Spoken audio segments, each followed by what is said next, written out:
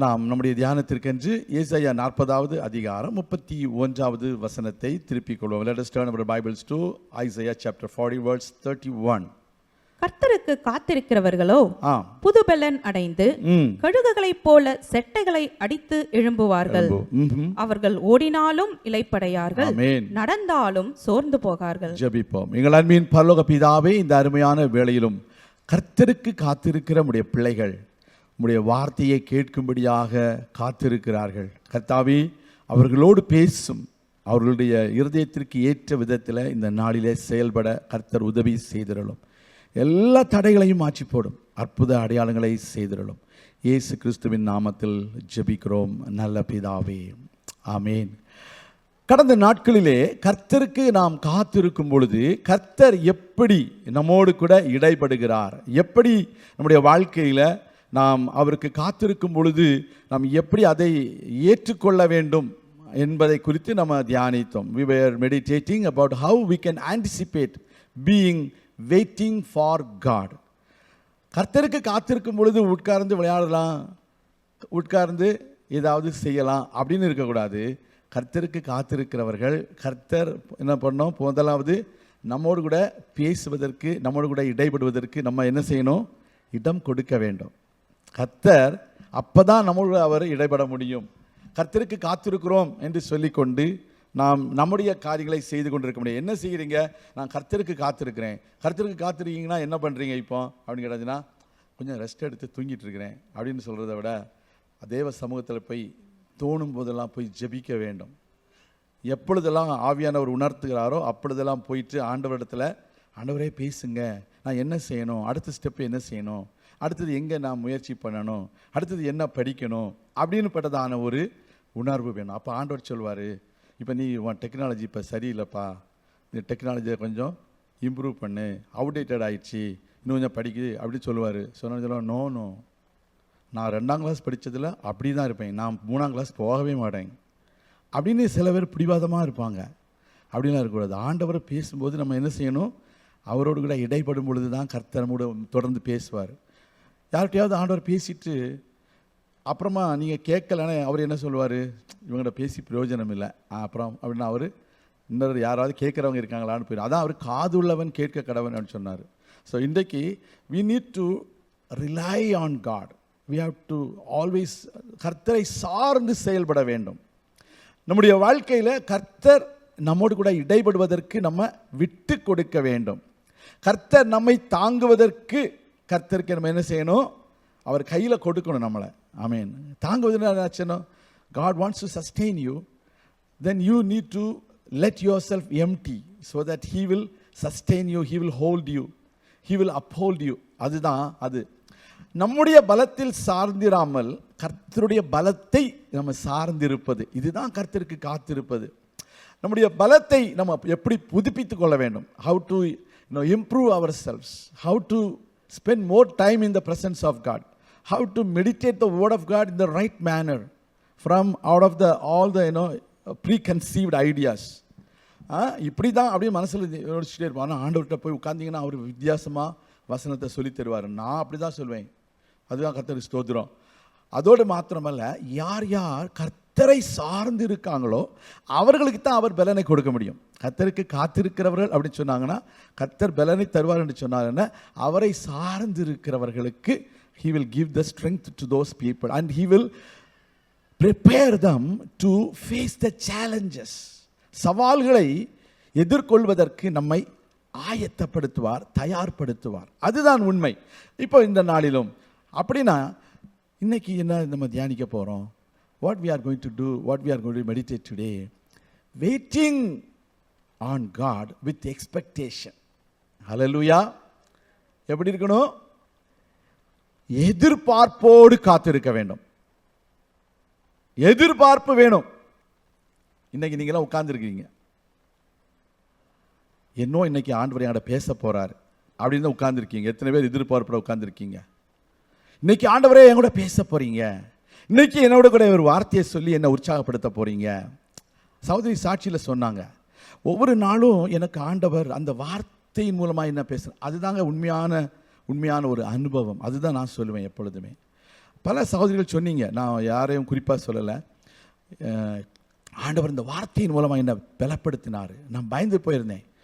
So this is the way you need to be in the presence of God, to receive an encouraging word, a word that can make you strong. ஒரு ஆளியா சொல்லுவோமா? வெள்ளிக்கிழமை இரவு ஜெபத்தில் சொன்னோம், என்ன சொன்னோம்? என்னை பலப்படுத்துகிற கிறிஸ்துவினாலே. Who will strengthen you? Christ. Christ is the word. Amen. அவருடைய நாமம் வார்த்தை. அந்த வார்த்தை தான் நம்மளை பலப்படுத்த முடியும். Only the word of God can strengthen us.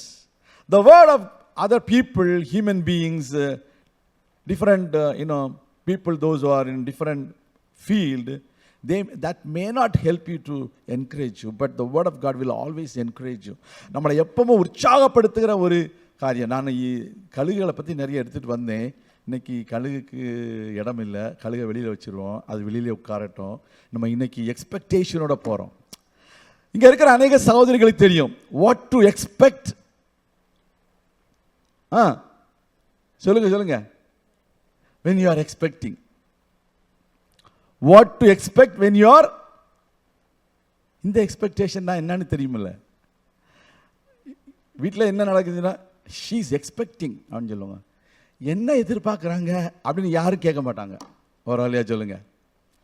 when you are expecting something, you are going to beget something. ஒரு ஆளியா சொல்லுங்க. நீங்க எதிர்பார்க்கும் பொழுது எதையோ பெற்றுக்கொள்ள போறீங்க. விசுவாசிங்கிற ஒரு ஆளியா சொல்லுங்க. எத்தனை பேருக்கு இது? நாங்கள் எங்கள் பாஸ்டர் பெற்றுக்க போகிறோம், பெற்றுக்கலாங்க, பெற்றுக்கிட்டோம். குழந்தைய சொல்லலைங்க, ஆசீர்வாதத்தை பெற்றுக்கொள்ள போறீங்க. ஒரு ஆளியா சொல்லுங்க. ஆமென். when you expect something from God, God is going to grant you all your heart's desires. Amen. எதிர்பார்ப்பு இருக்கிற மக்களுக்கு தான் ஆண்டவர் ஆசீர்வாதத்தை கொடுப்பார். இப்போ ஆண்டவர் ஒரு பாத்திரத்தில் ஆசீர்வாதத்தை எடுத்துகிட்டு இப்படி வராரு. அவங்க பாட்டு உட்காந்து விளையாடிட்டு இருந்தான்னு வச்சுக்காங்க, ஆண்டவர் அவங்கள அப்படி விட்டுட்டு போயிட்டே இருப்பார். ஏன்னா அவங்களுக்கு அது தேவையில்லை. ஆனால் கொஞ்சம் பேர் ஆண்டவர் என்ன கொண்டு வராரு, ஏதாவது எனக்கு தருவாரா அப்படின்னு ஒரு எதிர்பார்ப்பு நம்முடைய வாழ்க்கையில் வேண்டும். இன்றைக்கு அநேக மக்கள் வாழ்க்கை எப்படி இருக்குதுன்னா, வாழ்க்கை போகுது, அது போகிற மாதிரி போகுது. இல்லை, வாழ்க்கை உங்கள் கையில் தான் இருக்குது. ஒரு ஆளியா சொல்லுவோமா? Because the Lord God has given you the authority to take control of your life. எத்தனை பேர்? ஆதாம ஏவாளை படைத்த ஆண்டவர் என்ன சொன்னார்? நீங்க அடிமைகளா இருங்கன்னு சொல்லல, ஆண்டு கொள்கிறவர்களா இருங்கன்னு சொன்னாங்க. How many of you want to be reigning in the world? Hallelujah. Then you need to expect that God wants to do something through you. Amen. Hallelujah. உங்கள் மூலமாக உங்களை கொண்டு ஆண்டவர் ஏதோ ஒன்று செய்ய போறாரு. விசுவாசிங்கறால ஒரு ஆளியா சொல்லுங்க. அப்படிப்பட்ட எதிர்பார்ப்போட இருக்கணுங்க. 24 வயசுல ஒரு தம்பி வந்தார் போன வாரம். சின்ன வயசு, ஆனால் அவருக்குள்ள இருக்கிற உண்மையான ஒரு தாழ்மை, ஒரு அனுசரிக்கிற ஒரு குணம் நான் பார்த்தது இல்லைங்க. ஒரு ஆளியா சொல்லுங்க. ஆமீன். அந்த வாலிப பையனில் நீங்கள் அந்த மாதிரி சொல்ல இன்னைக்கு இது யாரும் கேட்குற மாதிரி யாருமே கிடையாது. ஆமாம், ஆனால் அவர் அப்படி இல்லை. சொல்கிற ஒவ்வொரு காரியமும் அவர் சொல்கிற மாதிரி செய்கிறாரு. நான் சொன்னேன், ஏர்போர்ட்லேருந்து வந்தபோதே வீட்டில் வந்தவுடனே உட்காந்து பேசினோம். நான் சில சோஷியல் மீடியா பற்றி பேசினேன் அவர்கிட்ட. எனக்கு தெரியாது, அவருடைய ப்ரீவியஸ் எக்ஸ்பீரியன்ஸஸ் ஒன்றும் தெரியாது. ஆனால் அவர் கரெக்டாக சொல்கிறாரு, ஸ்கேரி பாஸ்டர் அப்படின்னு சொன்னார். ஆஃபீஸுக்கு பேசியிருந்தோம், சில விஷயங்களை சொன்னோன்னா கரெக்டாக உடனே அப்படி இப்படி செய்கிறார். அந்த பாருங்கள் என்ன சொல்ல வரேன்னா, there are people they want to listen from God. There are people, those who want to listen from the outside sources. But you and me are here to listen from God. How many of you believe it? Hallelujah. ஆண்டவருடைய சத்தத்தை கேட்க வந்திருக்கிறோம். ஆண்டவருடைய வார்த்தையை எதிர்பார்ப்போடு கேட்க வந்திருக்கிறோம். இந்த உலகத்தில் வாழுகிற மக்களை போல நீங்களும் நானும் இருக்கக்கூடாது. ஆமீன். நீங்களும் நானும் ஆண்டு கொள்ளும்படிக்கு ஆண்டவரால் படைக்கப்பட்ட தேவனுடைய பிள்ளைகள். ஹல்லேலூயா. இந்த உலகத்தை ஆண்டு கொள்ளும்படிக்கு உங்களையும் என்னையும் அவர் தெரிந்து கொண்டிருக்கிறார். எனவே நான் சொல்லுவேன், இந்த உலகத்தில் பிற மனிதர்களைப் போல நானும் நானும் அப்படி வாழ்கிறேன் என்று சொல்லாதீங்க. நான் ஆண்டவருடைய வார்த்தையின்படி வாழ விரும்புகிறேன் என்று சொல்லுங்க. இதனால தான் we need to have some expectation in our life. ஆண்டவரே, நான் எதிர்பார்ப்போடு இருக்கிறேன். என்னுடைய எதிர்பார்ப்பை நீர் அறிந்திருக்கிற தேவன் என்பதை உலகத்திற்கு நான் சொல்லணும். அதுதான் ஆண்டவர் சொன்னாரு, நீங்கள் எதிர்பார்த்திருக்கிற முடிவை உங்களுக்கு நான் கொடுக்கும்படிக்கு உங்கள் நினைவுகளை அறிந்திருக்கிறேன். விசுவாசிகளை வரலையா சொல்லுங்க. ஹல்லேலூயா, ஹல்லேலூயா. நீங்கள் எதிர்பார்க்கிற முடிவை யார் யார் எதிர்பார்க்கலையோ அவங்களுக்கெல்லாம் அந்த முடிவை ஆண்டவர் கொடுக்க முடியாது. நீ என்ன எதிர்பார்க்கிறீங்கன்னா, நான் ஒண்ணுமே எதிர்பார்க்கல அப்படின்னு சொன்னீங்கன்னா அப்ப ஜீரோ தான். நீங்க என்ன எதிர்பார்க்கிறீங்களோ அந்த முடிவுகளை உங்களுக்கு கொடுக்கும்படிக்கு உங்கள் நினைவுகளை அறிந்திருக்கிறார். உங்கள் எதிர்பார்ப்பு எங்க இருக்கு? உங்க நினைவுகள்ல இருக்குது. இது எல்லாருக்கும் தெரிந்த ஒரு வார்த்தை தான். ஆமென். அந்த நினைவுகள் தீமைக்கு அல்ல, சமாதானத்திற்கு ஏதுவான நினைவுகள். ஒரு அலையிலேயே சொல்லுவோமா? இந்த உலகத்தில் மக்கள் சொல்லுவாங்க, எல்லாம் தீமையாக தான் முடியும், ஒன்றும் நல்லா நடக்காது, எல்லாம் இப்படி தான் முடியும், எல்லாமே ஃப்ளாப் ஆகும், எல்லாமே அட்டர் ஃப்ளாப் ஆகும், இப்படி சொல்லிகிட்டே இருப்பாங்க.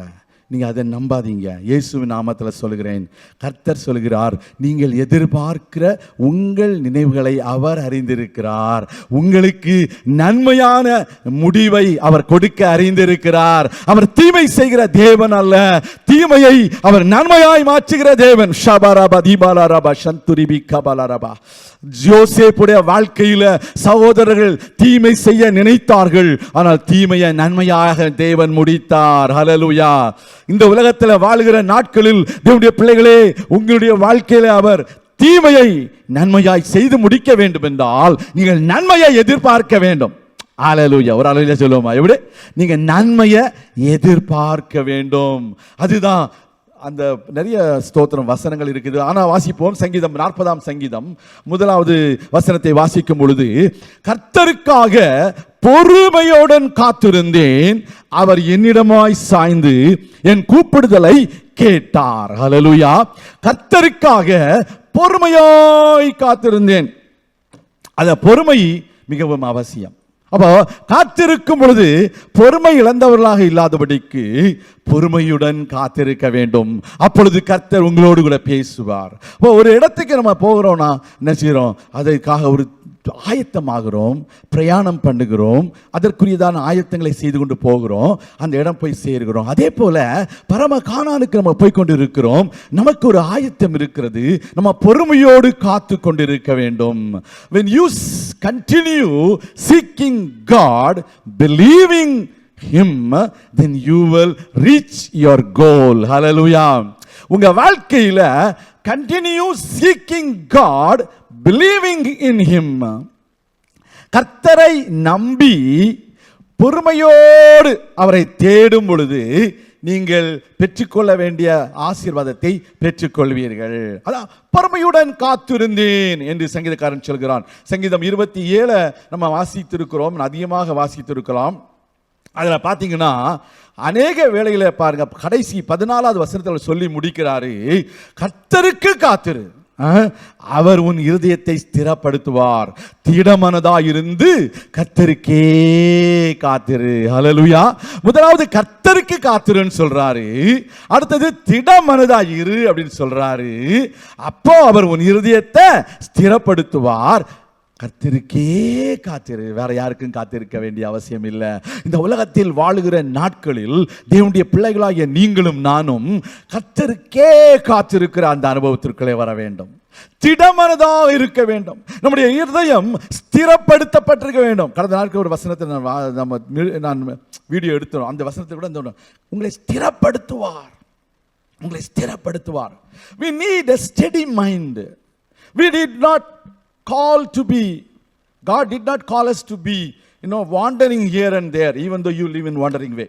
ஒரு ஆளியா சொல்லுங்க. ஹல்லேலூயா. சிலர் வாண்டரிங் வேல இருக்கிறாங்க, சிலவங்க ஒண்டரிங் வேல இருக்கிறாங்க. அவங்கெல்லாம் ஒண்டர் பண்ணிட்டு இருக்கிறாங்க, சிலவங்க வாண்டரிங் வேல வாண்டர் பண்ணிட்டு இருக்கிறாங்க. ஆண்டவர் அதுக்காக அழைக்கலைங்க, ஒரு நோக்கத்தோடு அழைச்சிருக்காருங்க. ஒரு ஹல்லேலூயா சொல்லுங்க, ஒரு ஹல்லேலூயா சொல்லுங்க. உங்க வாழ்க்கையில கர்த்தருக்காக பொறுமையுடன் காத்திருக்கும் பொழுது அவர் உங்கள் இருதயத்தை ஸ்திரப்படுத்துகிறவர். திடமனதா இருக்கும் பொழுது உங்கள் இருதயத்தை அவர் திடப்படுத்துகிறவர். எனவே கர்த்தருக்காக நீங்கள் ஆலயத்தில் இருக்கும் பொழுது கண் விழிப்போடு காத்திருங்கள். ஒரு வழியா சொல்லுங்க, எப்படி இருக்கணும்? எல்லாரும் மௌனமா இருக்கிறீங்க. எப்படி இருக்குன்னு சொல்ல மாட்டேங்கிறீங்களே. ஆமென். காத்திருக்க கர்த்தர் நமக்கு உதவி செய்வாராக. கர்த்தருக்கு ஸ்தோத்திரம். அப்போ waiting on God involves patience when you are expecting something. நான் ஏற்கனவே சொல்லிட்டேன், 2 வருஷம் யானை குட்டி போடுறதுக்கு எத்தனை வருஷம்? 2 வருஷம் ஆகுது. ஒரு அம்மா குழந்தை பெற்றுக்கிறதுக்கு 39 வீக்ஸ் ஃபுல் டேர்ம் ஆகிறது. அவ்வளவு நாளும் வெயிட் பண்ணிட்டு இருக்காங்க. கர்த்தருக்கு ஸ்தோத்திரம். கர்த்தருடைய பிள்ளைகளே, இன்றைக்கு அன்னாளுடைய வாழ்க்கையில் கொஞ்சம் யோசித்து பாருங்க. அன்னாள் பல வருஷம் குழந்தை இல்லாமல் இருந்தா, குழந்தைய ஆண்டவர் கொடுத்தாரு. சொன்ன அன்னைக்கே குழந்தைய பெற்றிருக்கலாம்ல. அவ்வளோ வருஷம் காத்துட்டு இருந்தேன். எல்லாரும் 10 மாசத்துல குழந்தைய பெற்றுறாங்க. ஆண்டவரே, நான் இத்தனை வருஷம் காத்திருந்தேனே, இன்னைக்கே குழந்தைய கொடுத்துருங்க அப்படின்னு ஆண்டவர் சாமுவேலை கொடுத்தாரா? கொடுக்கல. ஆனாலும் நீ எத்தனை வருஷம் காத்திருந்தாலும் நீ உலக நியதியின்படி 39 வாரமும் நீ காத்திருக்கணும் அப்படின்னு அன்னாள்கிட்ட ஆண்டவர் சொல்லியிருப்பார். இன்றைக்கு நம்ம ஒருவேளை பல நாட்கள் பல வருடங்கள் காத்து கொண்டிருக்கலாம். ஆனால் நம்ம தீல கர்த்தர் கூடவே இருந்து நம்மை வழி நடத்துகிறவர். கர்த்தருக்கு ஸ்தோத்திரம். எனவே யாக்கோபு 5ஆம் அதிகாரம் 7வது வசனத்தை வாசிக்கும் பொழுது அங்கே பயிரிடுகிறவன் தன்னுடைய பயிர் ஏற்ற காலத்தில் பலனை கொடுக்கும்படிக்கு அவன் என்ன செய்கிறான்? அவன் காத்திருக்கிறான். நற்பலனை அடைய வேண்டும் என்றால் அவன் முன்மாறியும் பின்மாறியும் வருமளவும் நீடிய பொறுமையுடன் காத்திருக்கிறான். ஒரு ஆளியா சொல்லுங்க. அப்ப நம்முடைய வாழ்க்கையில நீங்கள் நற்பலனை பெற்றுக்கொள்ள வேண்டும் என்றால், உங்க வாழ்க்கையில நல்ல ஆசீர்வாதங்களை பெற்றுக்கொள்ள வேண்டும் என்றால், நீங்கள் முன்மாறியும் பின்மாறியும் வருமளவும் நீடிய பொறுமையுடையவர்களாக இருக்க வேண்டும். ஹல்லேலூயா. ஒரு ஆளியா சொல்லுவோமா? அருமையான தேவனுடைய பிள்ளைகளே, கர்த்தருக்கு காத்திருக்கும் பொழுது நாம் எதிர்பார்ப்போடு காத்திருக்க வேண்டும். அப்பொழுதுதான் நாம் கர்த்தர் மேலில் வைத்திருக்கிறதான நம்பிக்கையையும் பொறுமையையும் நாம் வெளிப்படுத்துகிறவர்களாய் காணப்படுகிறோம். அப்படி நாம் கர்த்தரை நம்பும் பொழுது, பொறுமையோடு காத்திருக்கும் பொழுது, கர்த்தர் நமக்கு நன்மையானவைகளை செய்வார், பெரிய காரியங்களை செய்வார். நான் உங்களுக்காக ஜெபிக்கிறேன்.